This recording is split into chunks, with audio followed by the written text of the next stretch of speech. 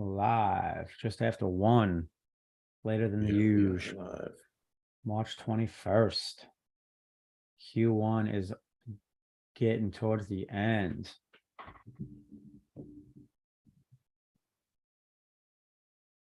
Putting up the announcements. Yep, giving everyone the heads up in the general chat. Let me unmute my mic.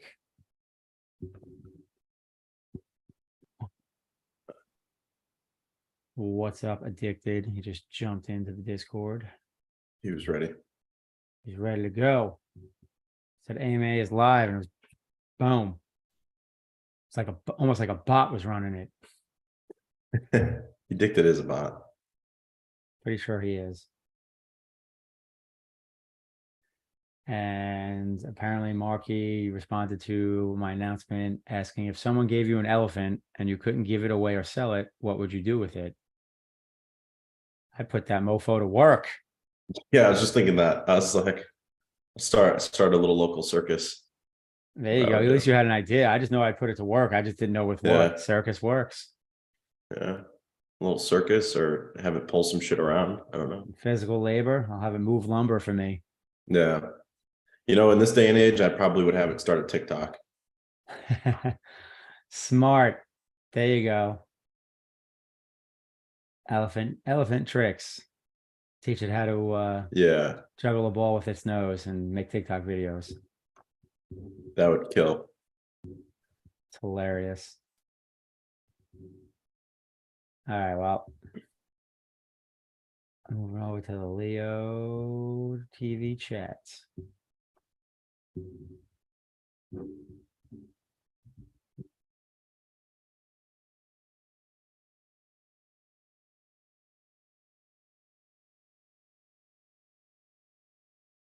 Sweet. We are all good. All the announcements are out. Rock and roll. Leo TV chat. Kick us off with the LeoVerse announcements, and then we got a lot to talk about with these markets. So figure we'll spend a lot of time on that. Well, you know, I was traveling this weekend, so Bitcoin ripped. You're welcome. Of course. You are welcome. Love to see it. Cat didn't buy enough Bitcoin at 20K. Love to see it. Same story. New move.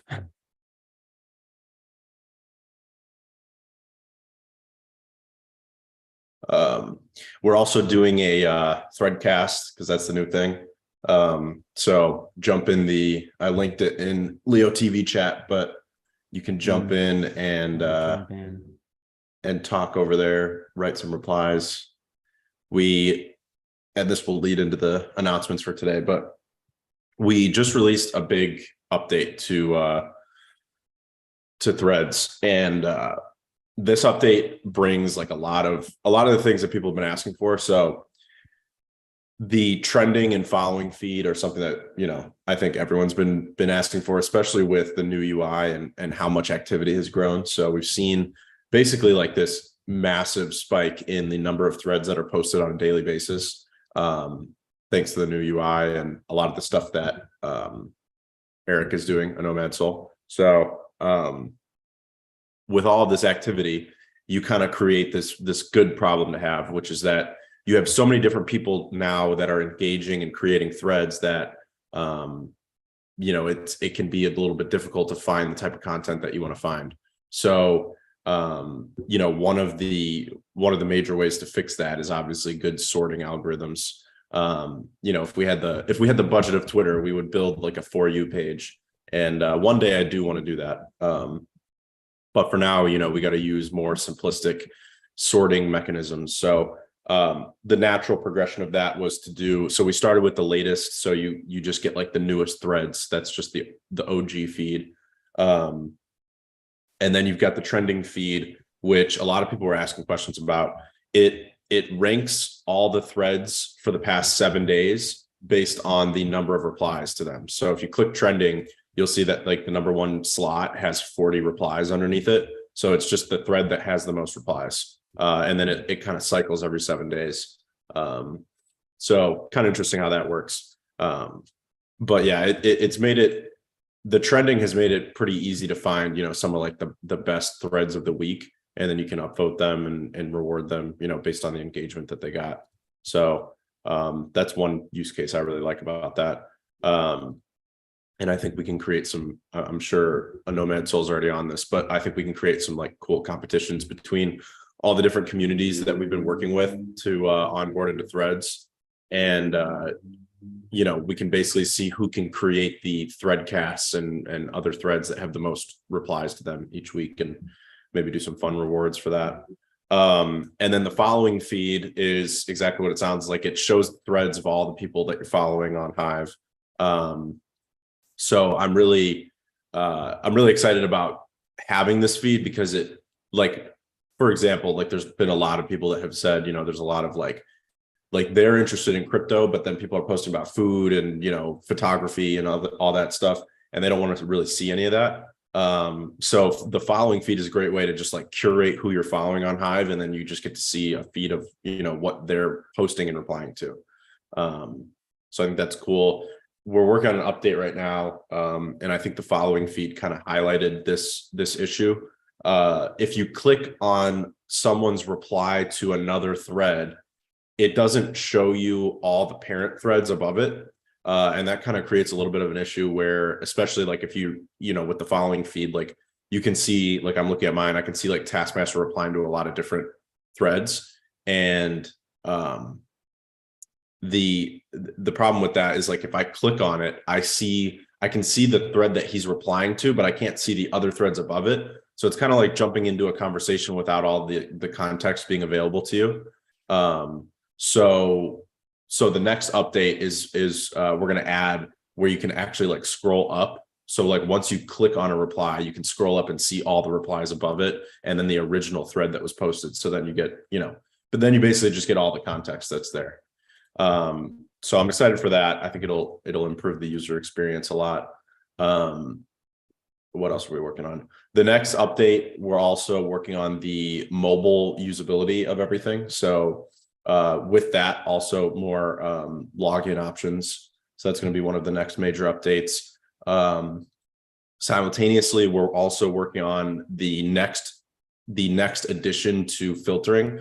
So filtering is like, we've added the trending and following feeds, right?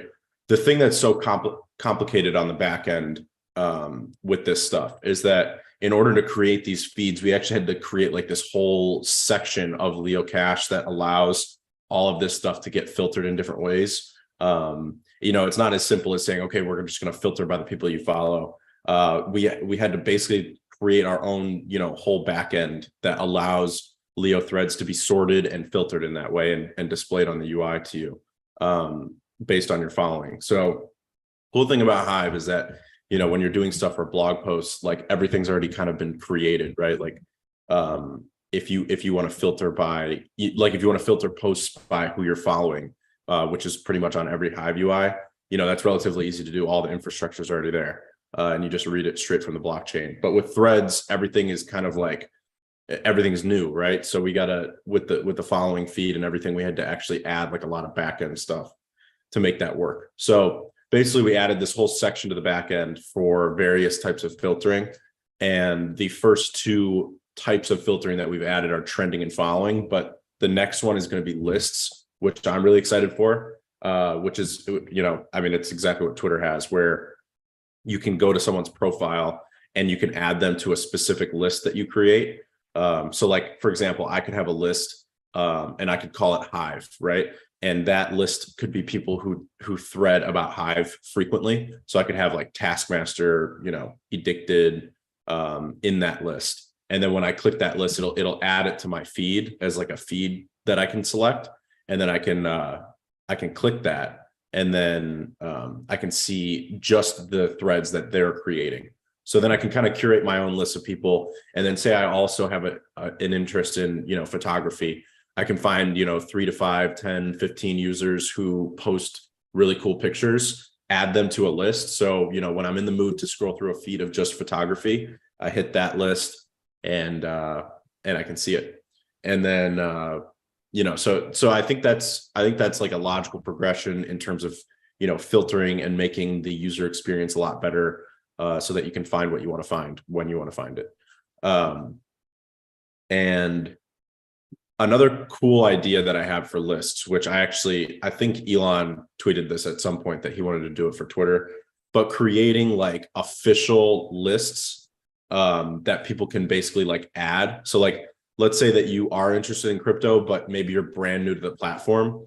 And this kind of leads us into onboarding, which I'll talk about after. But let's say you're brand new to the platform and you want to see like a list of people who post about crypto, but you don't really know anybody on the platform yet. You're still kind of getting used to it. You can find a list, like an official crypto list. And maybe that official list has like the top 15 users on Threads that post about crypto. And that's a curated list by, LeoFinance officially. And then we put it in a section of the UI where you can follow it.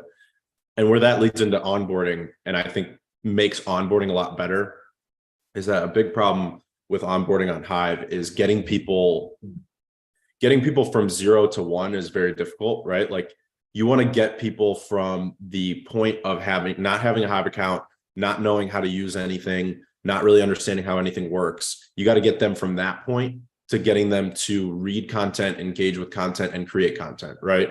So I think lists are going to be a powerful way to get them to read good content and engage with it.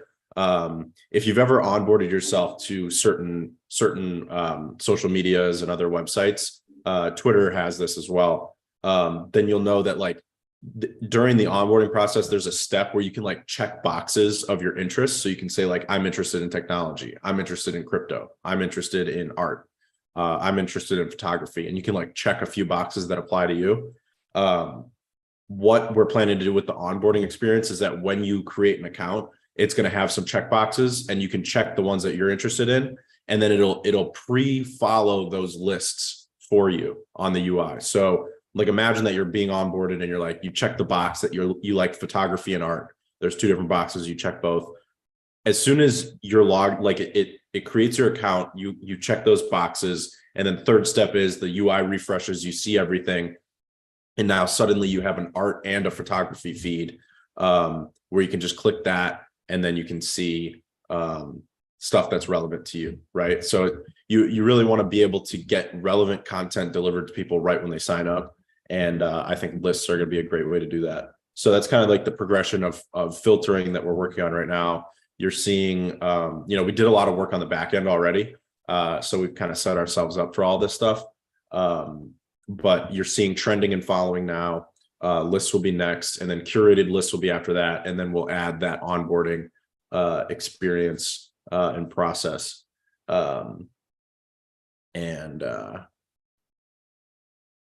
know Mad Soul's asking, when follow tags added to our followed authors? I don't know if I understand what you're asking. Follow tags added to our followed authors. Yeah, I don't understand. Yeah, neither do I. I'm confussed. Follow for follow. The IDK Samad asked in the thread storm, when multiple login options for Alpha LeoFinance? Yeah, so I kind of briefly touched on that, but we're working on one of the updates we're working on right now is for mobile. So I'll share it in the thread. I'll share a little teaser in the thread storm. I actually posted this too, but I think a lot of people probably missed it. So refresh Threadcast in about 30 seconds and you'll see this teaser that is exclusively for people in the Threadcast. But we're working on the mobile view, which looks really great. And I'll talk about mobile in a second, but the login methods are coming in that update, because obviously when we update for mobile, we're going to want more login options. Sorry,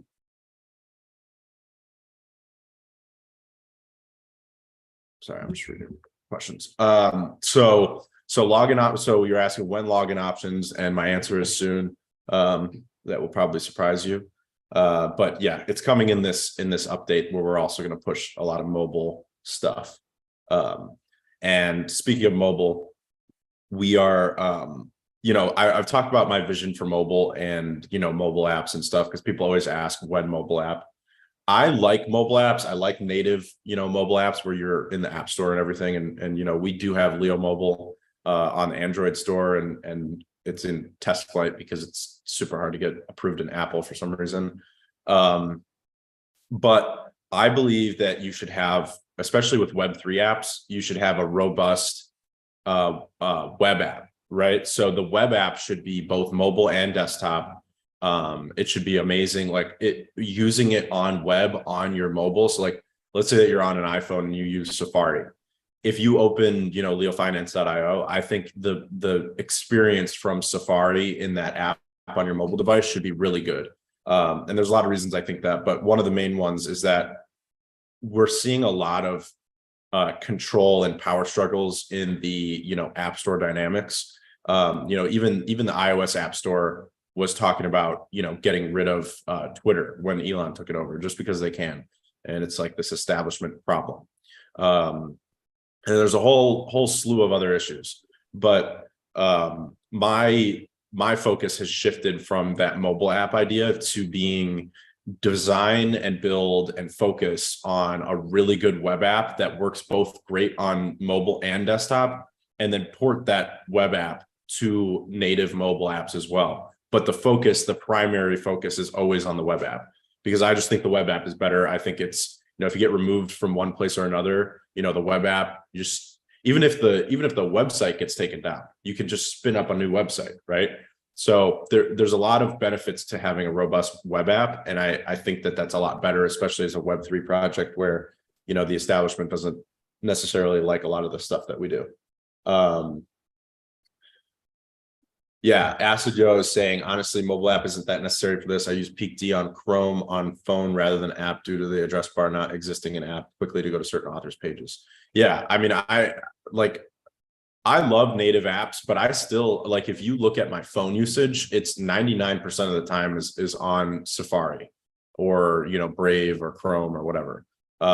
It's in browser. Like, I use in browser way more. Yeah, I mean, it's primarily because of OnlyFans, like a Nomad Soul. So I'm right there in the browser. But yeah. But yeah, that's my belief on web apps and mobile apps, and we'll have only Leos soon, so I'm sure your usage of OnlyFans will go down after that. Sweet. We can get Taskmaster sunglasses vids. Yeah. Okay. Yeah, Nifty said the feet tag is going to go crazy. It's true. Very true. It's too funny. What so you said the trending just added? Was that in the latest update? Yeah, so trending Okay, and following. cool. Yeah. And then So, also yeah. when you click, there's another small update, but it's actually very useful. That kind of ties in with following, which is why we added it. Which is when you click on a thread, the person that posted it shows up on the right as relevant people, and you can follow them. Stole that from that's Twitter, cool. but yeah, it makes it really nice.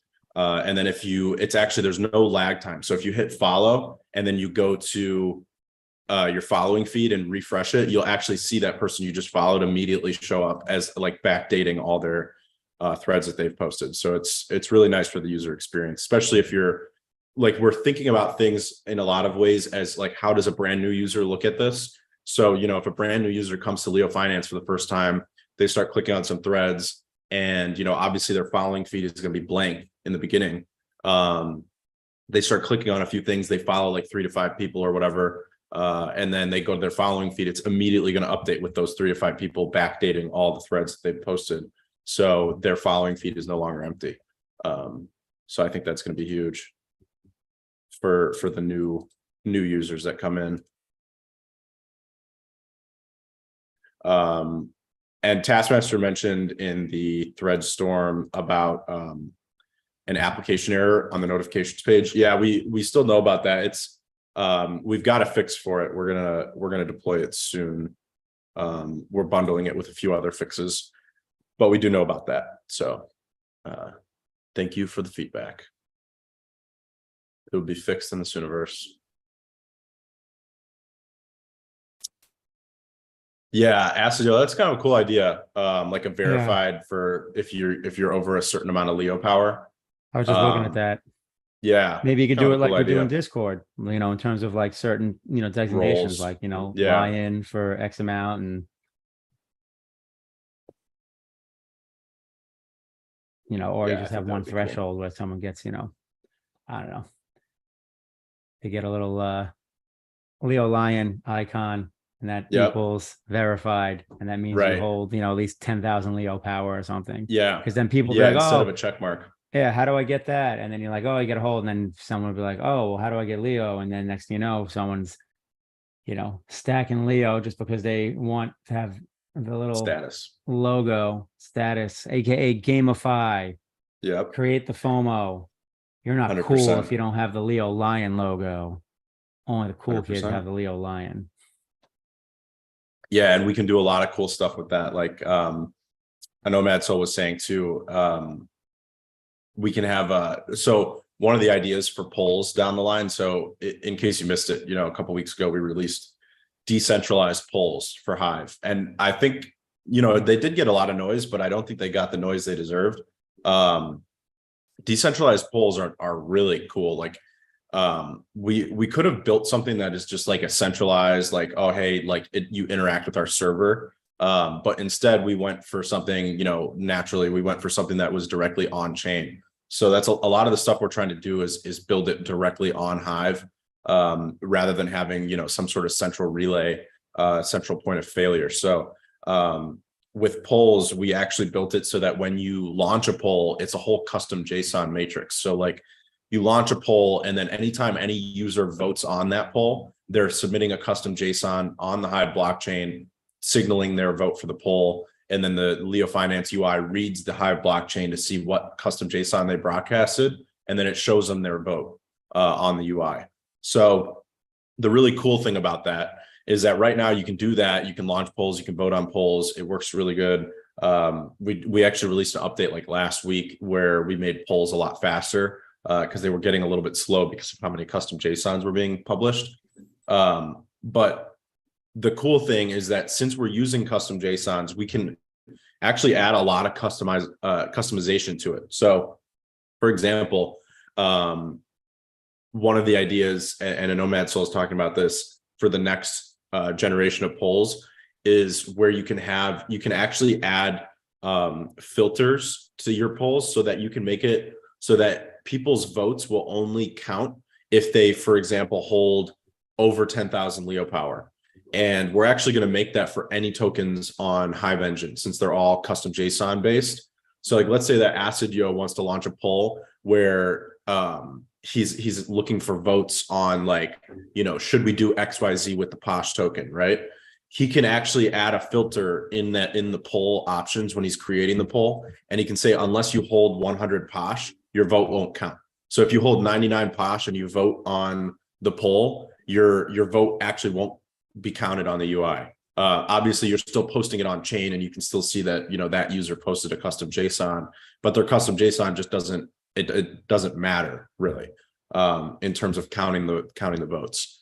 But if user B comes in and they've got 110 Posh and they vote on that poll, now suddenly their vote actually shows and it counts. And I think there's going to be a lot of really cool use cases. A Nomad Soul has a really cool use case in mind for making curation, especially with Leo.voter, and also working with other communities and projects, where you can actually have curators working and using polls to actually curate content on Hive.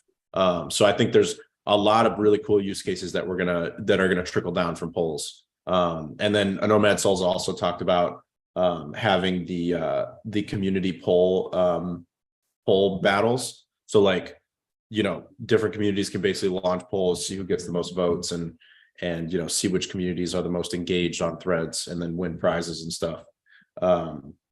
So a lot of cool like downstream effects of polls that I can see.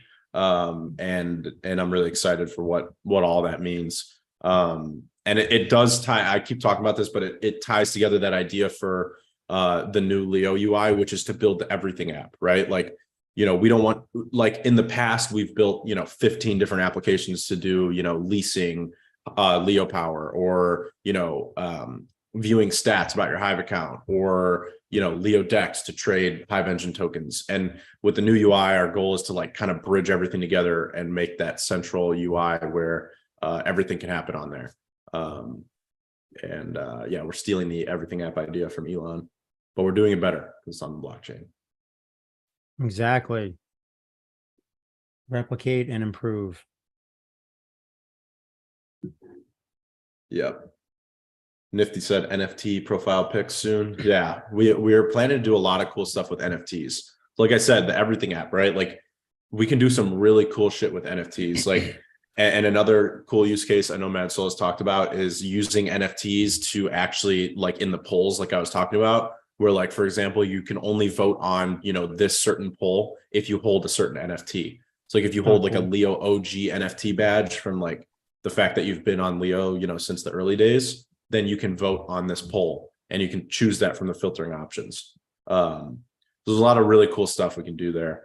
And then you could do like, you can just imagine that there's some really cool polls that we can launch where, if you have 25,000 Leo power, your vote counts.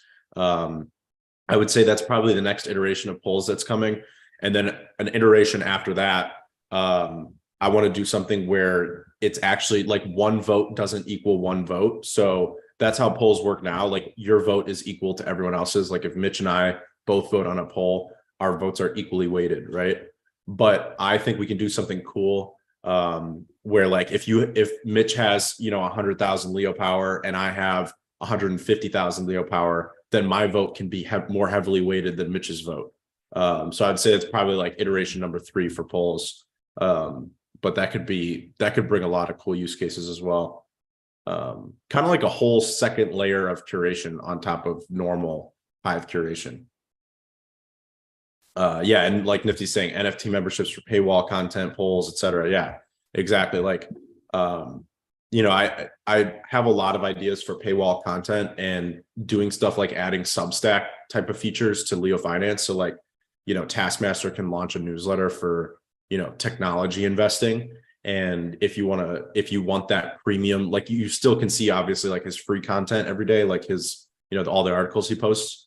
But if you want like the one free or the one paid article that he posts, once a day, you got to pay like $9.99 in Leo, right? Like $10 worth of Leo, and it's a monthly membership. And if you don't renew your membership, then you get your NFT revoked. But if you do renew it, then you get to keep seeing his new articles every day on like a little premium tab. And then a small percentage of that Leo can go to the protocol.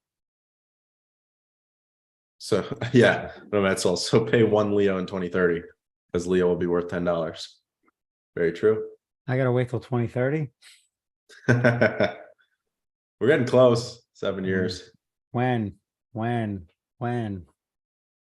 Addicted says FUD. Is that because FUD. Leo's going to be at $1 come 2024, like springtime, summer / next bull run? When Bitcoin 100K, Leo $1? Love to see it. Because the dollar will hyperinflate. Well, that is also true.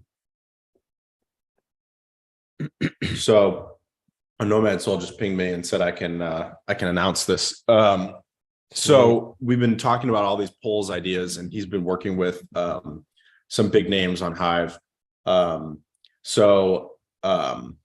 Block Trades, OCD, they call me Dan, and Leo.voter, obviously is Leo.voter is us, agreed to collaborate on polls for author of the month.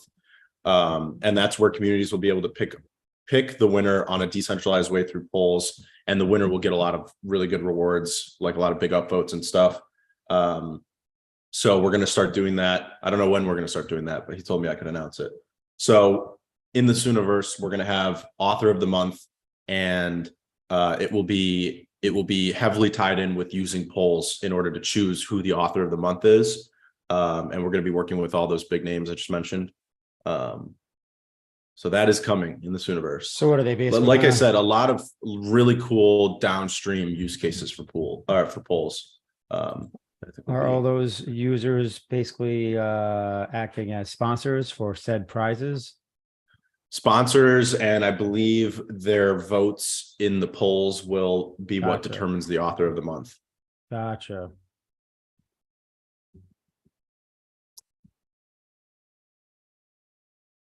Yeah, Acidio is saying that Leo's going to go to 10K per Leo, and Hive will go to 20K per Leo or per Hive. Would love to see it. Well, if that's the case, I'm just going to go take a nap for three years and wait. Well, Life is according already to this, might be our nice little lead in into talking about the markets. But according to Balaji, we're gonna see Bitcoin at $1 million in the next 90 days. So you'll only have to go to sleep for 90 days. 90 days, my ass. Have you seen that, or have you seen that? I know you've been traveling. It's not So happening. yeah, so the cat has been traveling. He missed it. So Balaji bet $1 million that he thinks, and if you don't know who he is, he's the former CTO of Coinbase. So the bet is basically hyperinflation, but he's also saying that Bitcoin is going to hit $1 million, and the reason why Bitcoin hits $1 million is because of hyperinflation. So he basically believes that in order to get out of this massive economic crisis, the Fed is going to have to print like unprecedented levels of money, like unbelievable amounts compared to what we've seen before. So he thinks the US is going to enter hyperinflation and the dollar is going to be super devalued. A lot of people don't buy into that. But a lot of people also do buy into it. I mean, I don't necessarily disagree with it as being a potential scenario on the table. That could certainly happen. I don't know that I'm 100% locked into that being the result, but yeah, that certainly can happen. I mean, there was a point of time where I thought hyperinflation was coming. Yeah, I mean, yeah, like Marky said, in June 2020, the US government printed 200 years worth of inflation in 30 days. Yeah, I mean, like what we saw during COVID was nuts.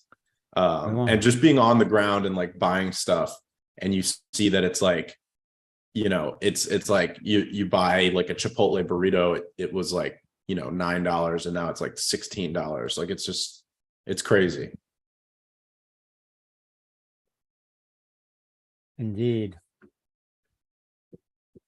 Well, that also impacted the price of assets. Stocks ripped. Good. Stocks ripped. Well, that's what I was talking to some people IRL about, is like what would happen if we do enter hyperinflation, or what would happen even if we do just see like the Fed printing money, like not necessarily like this crazy hyperinflation that Balaji is talking about, but just like what if we see some level of what he's talking about, not to the extreme, but and what I was basically saying is like, it just makes the rich get richer and the poor get poor. Like if you have money in assets, you're just going to follow right along with inflation. It's not even going to really impact, or it's not going to impact you really. If anything, it might actually just make you better off, which is what 100%. COVID did for a lot of people.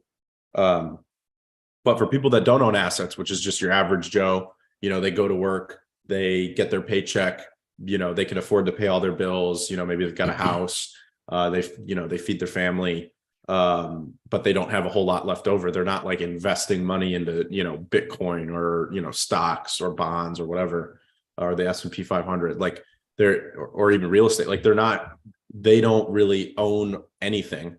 And they're just kind of getting by basically, which is like a very large percentage of the population. They're just getting destroyed by all this stuff. Meanwhile, if you own assets, you're either the same or doing a lot better. Man, if this doesn't really all go back to the Rich Dad, Poor Dad book, pretty much what he said like 20 something years ago in terms of how you should set yourself up and invest. Yeah. Got to own those assets. Even if you're using other people's money, that's what makes real estate so awesome. Think about it. Every mortgage I have is a set amount of debt with a set payment, and the value, or I should say the cost of that debt actually goes down continuously because of inflation. So explain that more for people. Like when you're buying a property, right? Like you lock in, let's say you lock in like a 6% interest rate on a $300,000 property. Well, How does, like, let's say that we enter what we're talking about. How are you benefiting from that? because once you lock in, let's say you lock in a 30-year mortgage, right? Obviously, you have costs in terms of paying interest and all that stuff, but that cost of debt doesn't change. So you lock that in. Let's just say your payments, whatever it is, $1,500 a month or something, let's just say, right? That payment does not ever, it's not changing. 10, 15 years from now, you're still paying $1,500 a month, but the value of $1,500 is completely different, right? Your value of each dollar essentially erodes every year with inflation. So, your purchasing power, gets diminished. So locking in fixed debt ends up being a win. And this makes sense when you are holding these mortgages for a rental property. This is the big piece that probably people are like, wait, I don't get how this is beneficial, because you're taking a rental income and using that money to pay the fixed debt, right? So now my $1,500 mortgage payment is never going to change, but what's going to happen over the next 10, 15, 20, 30 years? Rents are going to go up due to inflation, cost of living, right? So let's say initially you're collecting $2,000 in rent and you have that $1,500 payment. 10 years later, you're probably collecting $3,000 in rent and you still have a $1,500 payment. So that's why debt with real estate in regards to rental properties is powerful, because the cost of your debt's not going up. But the income that you're going to bring in benefits from inflation, as opposed to the debt, which doesn't get impacted. So knowing that we're entering this type of cycle, would you be looking to buy more, basically get yourself into more real estate debt, which typically sounds like a bad thing, but like you're saying, it can be very positive if your cash flow is coming in? Honestly, like I've been a little hesitant. I just closed on a property Friday that I really kind of didn't want to buy because I didn't want to tie up the capital. But and especially with the interest rates being higher, it's never exciting when you're looking at like 8%. But the reality is, if we expect inflation, then it makes a ton of sense, because again, I'm locking in that debt at a set fixed cost, and rents are going to just keep going up if we continue to have inflation, and especially if the Fed prints more money. So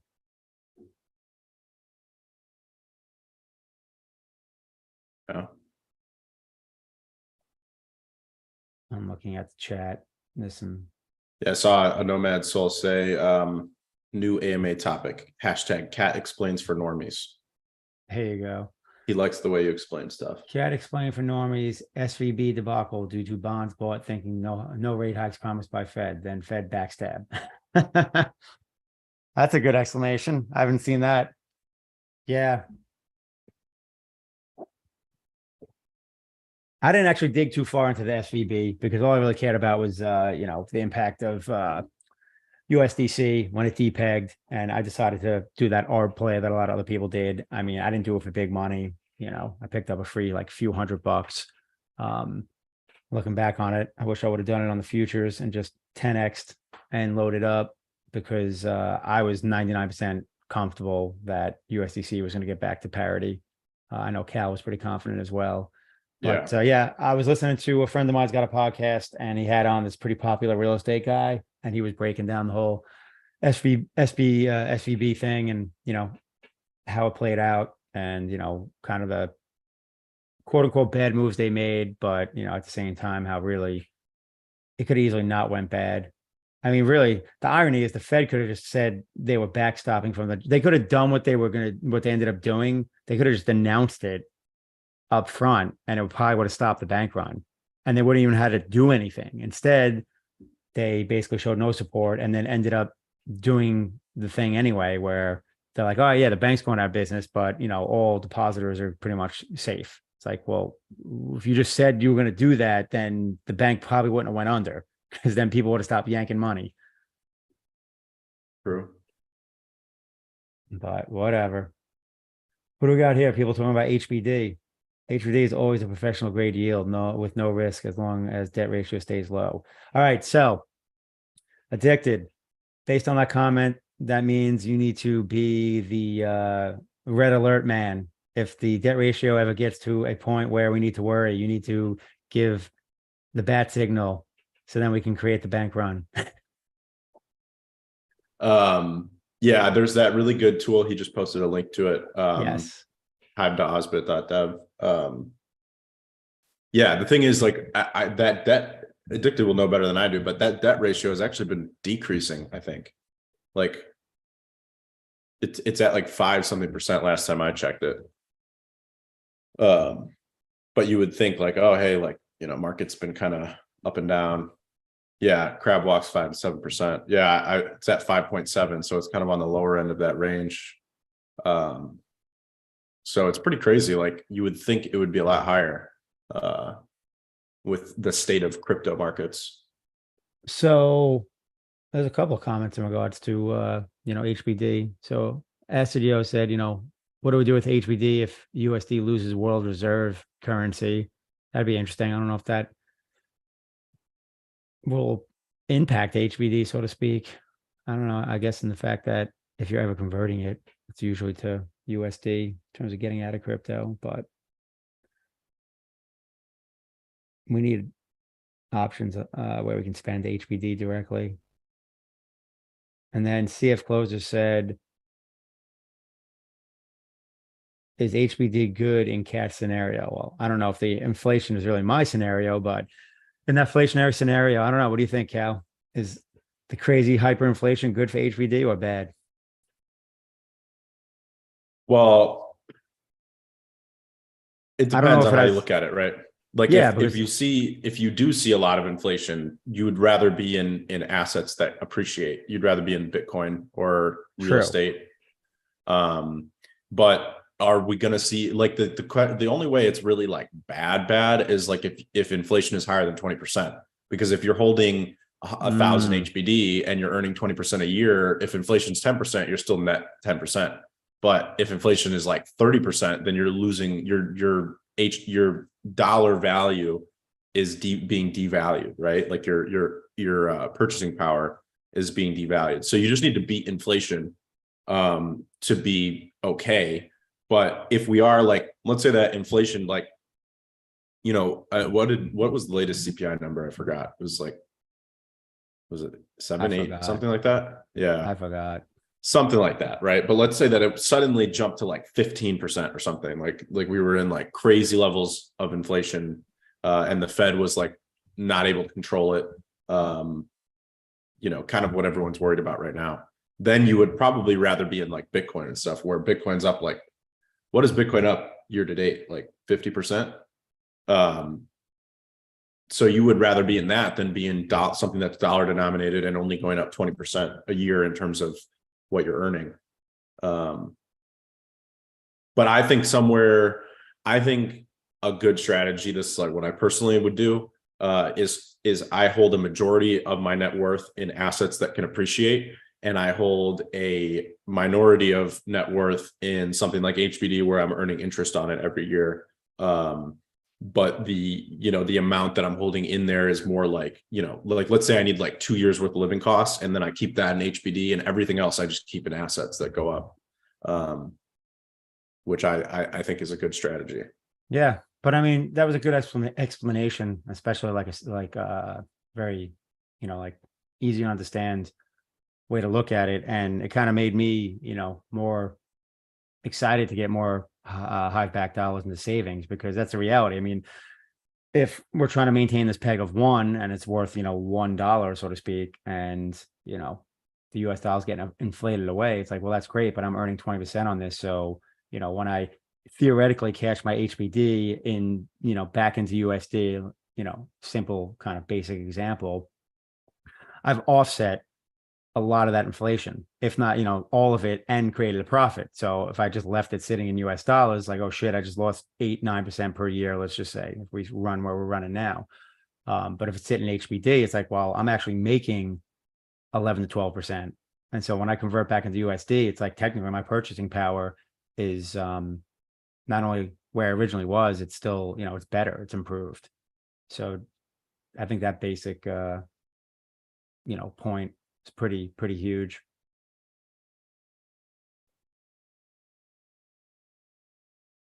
That's funny. Addicted just mentioned Taskmaster's point of view about deflation. Yeah, Taskmaster's always been pro deflation, I mean, again, or pro the idea that we will see deflation. I can see the the argument for that scenario as well. Yeah, deflation is never fun. Just ask Japan. As typical, my opinion is that we land somewhere in the middle. And that's probably right, because in the end, that's life, right? Right. Generally, you always end up landing in the middle. You might swing one way or the other, but you end up generally often in the middle.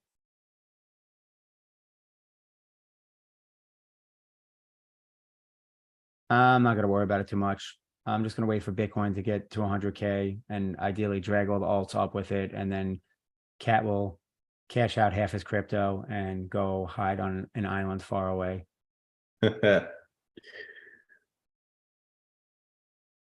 You just cash out half your crypto into HBD, put it in savings, and then retire. There you go.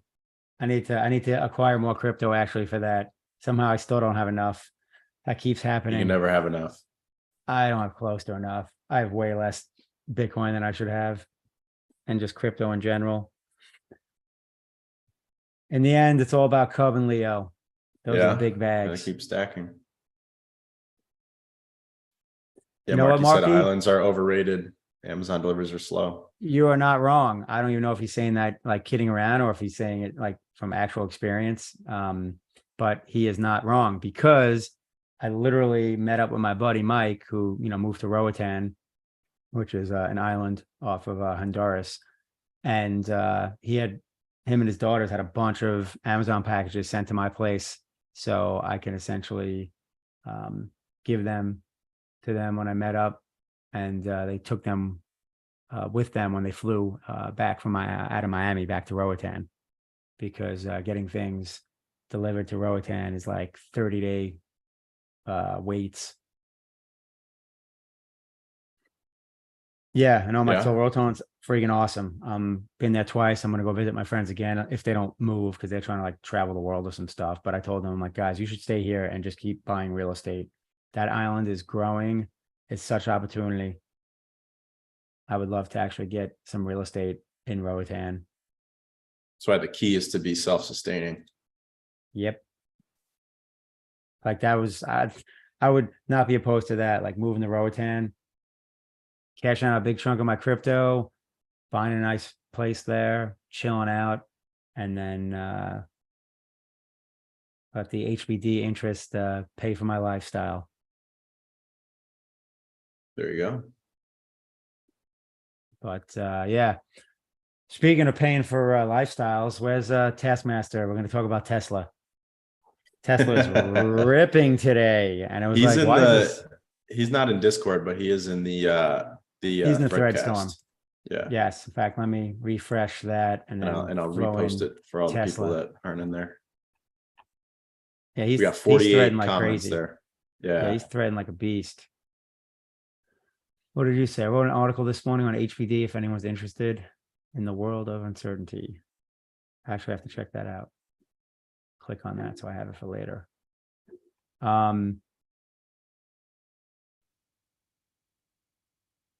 Yeah, so Tesla got an upgrade on their bond status. So they went from I forget what they went from, but now they're triple I think they're like BAA1, which is the first level of not being junk. So basically their bonds just went from junk status to like grade, and that's huge. In fact, I think that's huge because there's even like I think there's like mutual funds and things like that can't hold companies with junk. So that might actually mean that a lot of mutual funds are buying up Tesla today. I don't know if it's for a fact. I'm pretty sure I remember that. And it would make sense why it's ripping. So like the market's up, but Tesla's destroying it.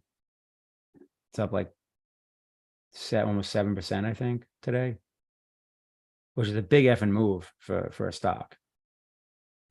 So,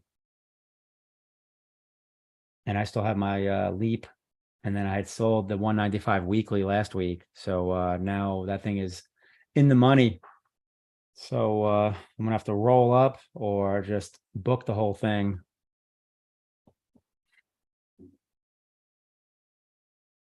Yeah, I sold a lot of my Tesla stock back at the peak. I sold a lot of everything back at the peak, which I'm Smart. happy about. It's Yeah. the one move I keep not doing is not selling at peaks and then Yeah.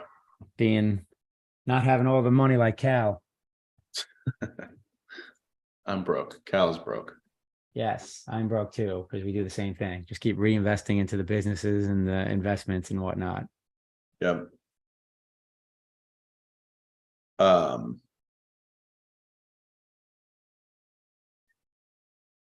yeah, that's how it goes.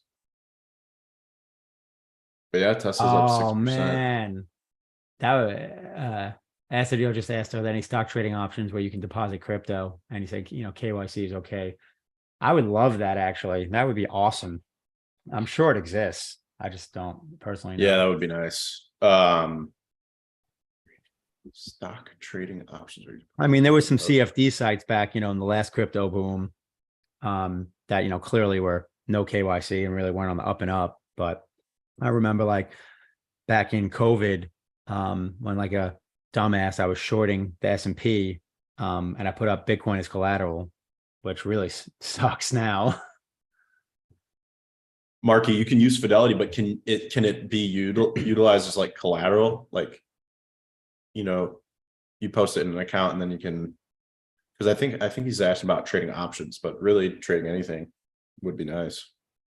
Well, yeah, Maybe buy basically, if some I could just, stocks on margin.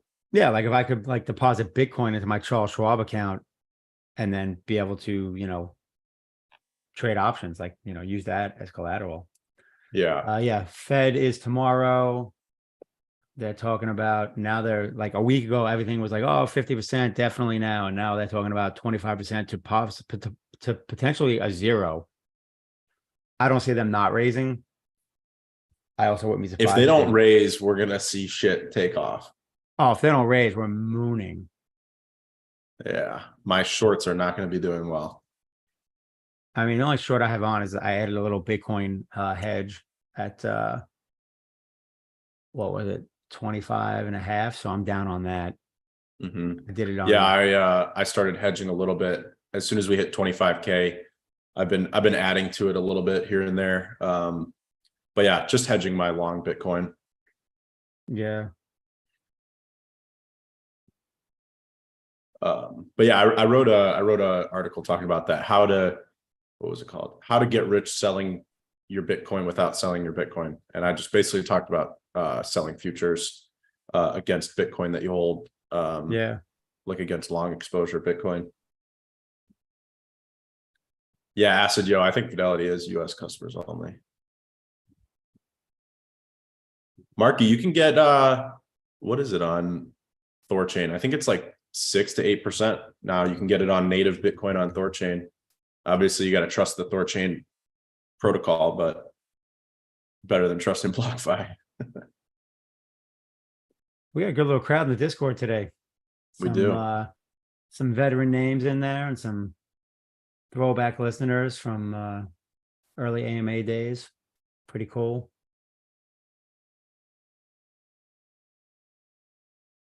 I miss the days where I could get 8% interest on BTC2 market, at least, single staked.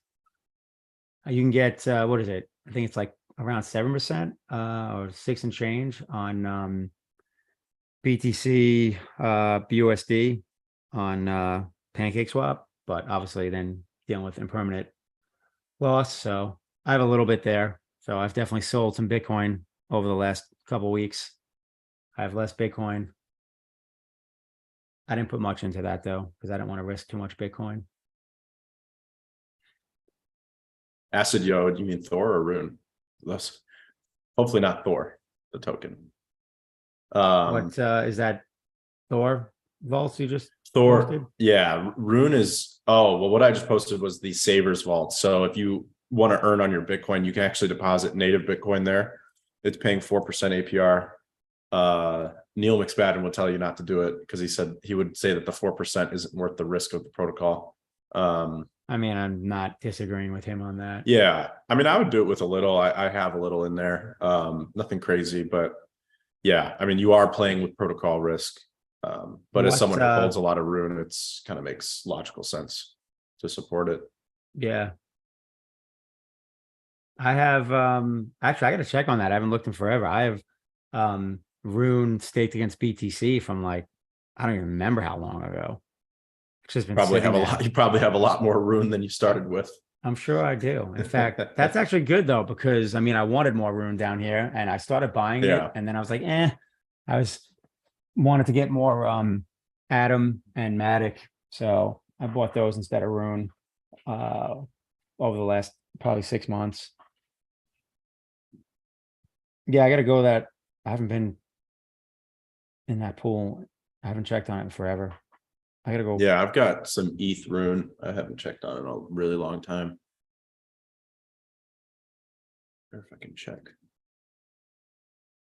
I think we can check real I don't quick. even remember. Was it there was Thor swap, right? Thor swap, yeah.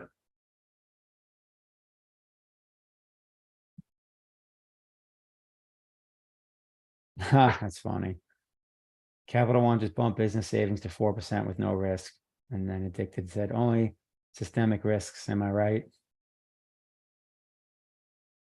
Well, good thing about Capital One and the like is too big to fail. Exactly. Systemic are the best. Good seeing you, Estudio. See ya, Acidio. Yeah. I haven't started the new season yet, but I will. I am I have to wait for all the episodes to be out. I will not watch something one episode at a time. Binge watching only. Yep, binge only. I generally do Wow, that with my LP. Oh, you did that with Billions? I do that with Billions usually, or at least when the new season comes out, I try to at least wait a few weeks because waiting all week is annoying. Yeah, I hate that. I just checked so I put one ETH in this one account. I asymmetrically pooled one ETH and I was just curious what would happen over time. So it's been actually 513 days, which is crazy. And it says realized growth 13%, but I've lost ETH. Well, that would make sense Trying to read this. because Rune's down more. Right.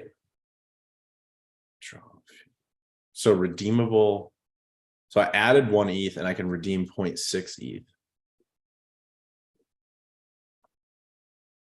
Huh. Can you in the Zoom, can you drop a link to whatever that site/page is on?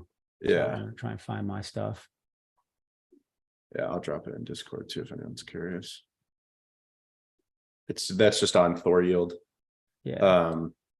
It does take a little bit of time to load, so and it'll tell you experiencing technical difficulties, but if you give it a couple minutes, it'll load. There you go, BTC Rune. Yeah, if crypto ever doesn't work, Marky's just gonna own a 3D printing empire. There you go. That's funny. BTC Rune showing 0% APR.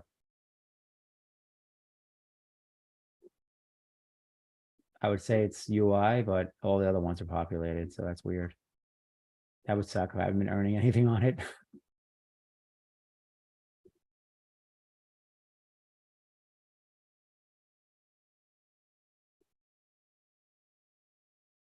I connect my account and everything.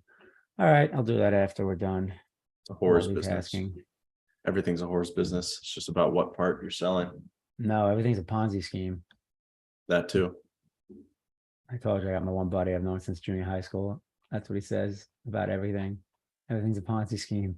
Yeah, it's not wrong. I mean, look at banks. Really not wrong.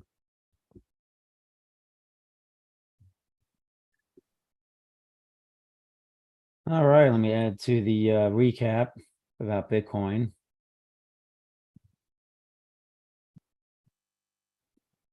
Been quite the nice move.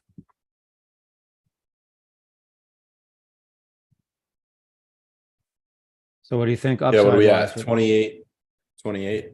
Yeah, a little over 28. What do you think the upside target is for the short term? Um, I don't know, to be honest. I've you know, I think there's like it's this type of market that we're in right now is so interesting because there's a lot of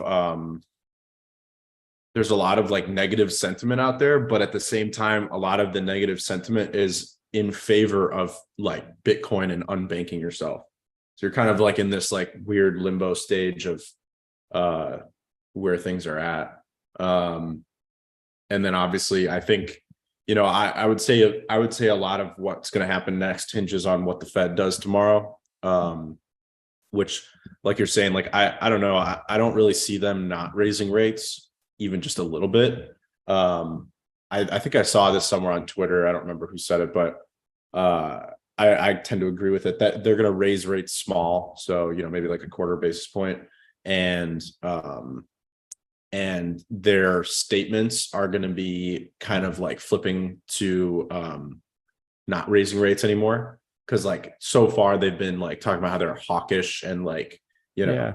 still planning to raise rates for the foreseeable future. That's been what they're saying. Meanwhile, they've been raising rates, but at a slower rate than they were before. So I have a feeling that we're kind of like in this middle phase where they're gonna, they're still gonna raise rates small, but they are gonna flip their words and what they're saying in terms of sentiment. And I have a feeling that the market's just gonna rip when their statements come out. And yeah, like Addicted said, if they don't raise rates tomorrow, Bitcoin could easily be like 30, 40. I mean, 30 is obvious, 40K is definitely possible. So I don't know, like, and so that's what I think. What my actions are is that I haven't sold any Bitcoin, but I have put on a small short, like we were talking about. I short sold a little at 25, and then I've been, as we've kind of legged up, I've been adding into it. It's nothing big, but it's a small percentage hedge against all the Bitcoin I have. And it's just so I can take advantage of this move. Like if we end up giving this move back and, say they raise rates and say that they're going to keep raising rates and Bitcoin drops back to 22K, I'll close the short, make a little bit of profit. But that's where my actions are. I'm not selling Bitcoin, but I'm also hedging because I think we're kind of in this limbo stage. Addicted saying he'd like to see 25K confirmed as support. Yeah. So that's where we're at, I think. Yep. What do you think? Where are we headed? I mean, again, I think everything you just said about what the Fed does if they raise 25 basis and this comments go from hawkish to dovish, I think we rip. My guess is they're going to raise 25 and they're going to ease off the hawkishness, but they're not going to essentially go dovish. I think their comments are just going to kind of be more like Switzerland, and just neutral. But who knows if that'll be the case. If they raise 50 basis points, stocks probably dump. I don't know how Bitcoin reacts. Maybe Bitcoin does the same. I don't see no raise though, but that'd be awesome. Just with stuff would rip. Yeah, I mean, yeah, I bet there's a lot of pressure from banks to get them to stop raising. Like banks are probably all over their ass telling them that if they stop raising and just pause rate hikes, that the banks will all be okay because their assets are going to rip. Probably. I know that's what's So we'll messed see. up. The banks actually benefit more from that when you think it would be the opposite. You would think increased in interest rates would be good because that would create potential bigger spreads for them. But that's back when banks were actually banks. Banks aren't banks anymore. They're investment companies. Yeah, they're hedge funds. Yeah. It's messed up. Crazy. Yeah. Well, we'll see what happens. Yep. I'm dropping the recap post into the chat. Sweet. Upvote the cat. Yes, much appreciated. Multitasking is hard. I'm a dude. I don't multitask. Hence me pretty much just being quiet in the early sections of the call while I try and get recaps going. Gotta do what you gotta do. I don't yeah, I mean, I'm kind of in the same boat with Addicted. I'd like to see 25K get confirmed as support. So if we pull back and test that and hold, that would be pretty awesome.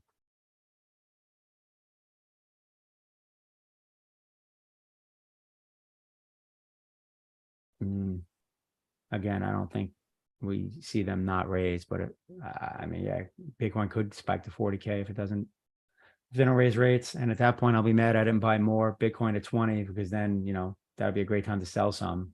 Yeah. But never want to sell any because I just never feel like I have enough. Yeah. Take a loan out. Take a loan against it. There you go. I mean, I could have bought more. I didn't realize like I have a good amount of stable coins. Like I have too many stable coins right now, like too much amount in stable coins. So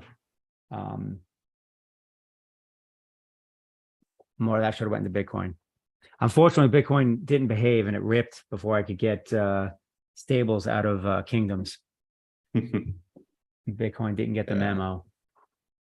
But I don't have a ton tied up there. Kingdoms are all done now. Finally. That's right. Public service announcement. If you haven't liquidated out of your kingdoms on Cub, then you're just sitting there holding idle. You're not earning anything. So you're earning the base LP, but yeah, you're not. Well, yeah, you're earning the base LP still. Which ironically, I had the .BNB kingdom, and after I liquidated, I'm like, well, what am I doing with this? I still want to earn. I at this point, I'm not going to get rid of my dot. It's down so much, and I'm just gonna, I'm gonna hold my BNB. So I actually put it in like the pool on PancakeSwap, where essentially it was, by default. So yeah, I ended up technically staying in that pool, or at least getting back into it. So earning on my BNB dot still.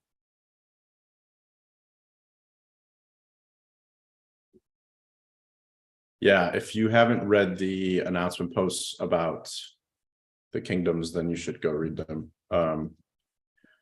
Yes, we covered all of the questions in there. Yeah, if you're in only the Cub Kingdom, then you don't need to do anything, because the Cub Kingdom, because it's right in this post. Put it in bold characters just for you guys. If you are the Cub Kingdom is not affected, it's just the other kingdoms, and we may rename the Cub Kingdom or just move everything so that it's clear that the Cub Kingdom is separate from other kingdoms. But yeah, so that's where that's at. Yes. Yep, if you're in the Cub Kingdom, you can stay put. Yep, there's nothing you need to do. All is the same. Coolness. Sweet. Well, next week is 28th. Indeed. We will see you guys on the 28th. Hopefully Bitcoin is over 40K. Fed stopped raising rates. Maybe Bitcoin will be $1 million in the next 3 months. Who knows? Only time will tell. Yeah. All right, then. Until next time. Thanks, everybody. Good show. Good participation. Yeah, we had a lot of people today. Love to see it. Good game. See ya. All right, guys. Be good.